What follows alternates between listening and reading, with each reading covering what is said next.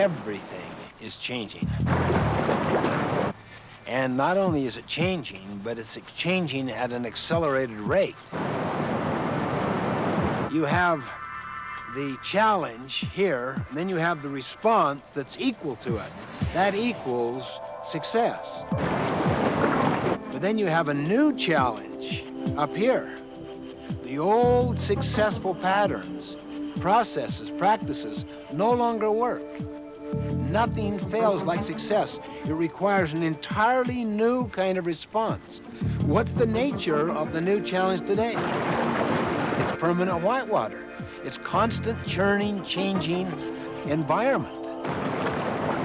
So it necessitates having a response that does not change.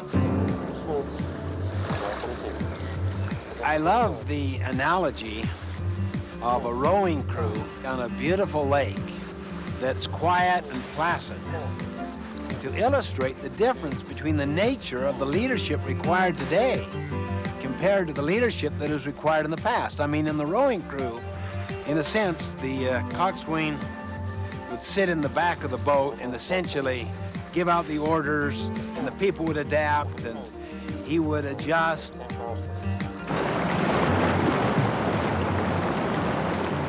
But on a turbulent whitewater situation, everyone has to have something inside them about what are we trying to do, what are the principles that are operating here, because if you try to manage them, they can't even hear you for the noise, the roar, and they have to have it inside them.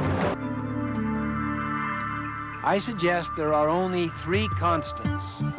1 is change. 2 is principles. And 3, choice, the power that you and I have to adapt to the other 2 constants.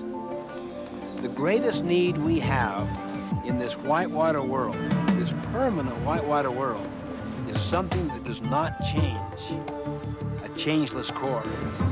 If people have principles at their center so that it's a changeless core, it gives them the capacity to deal with the dynamic changes that surround them.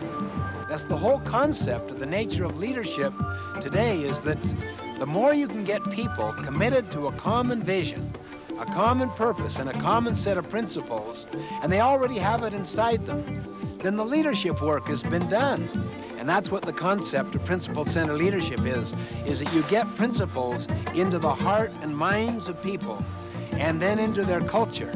Then that begins to permeate and affect all other relationships.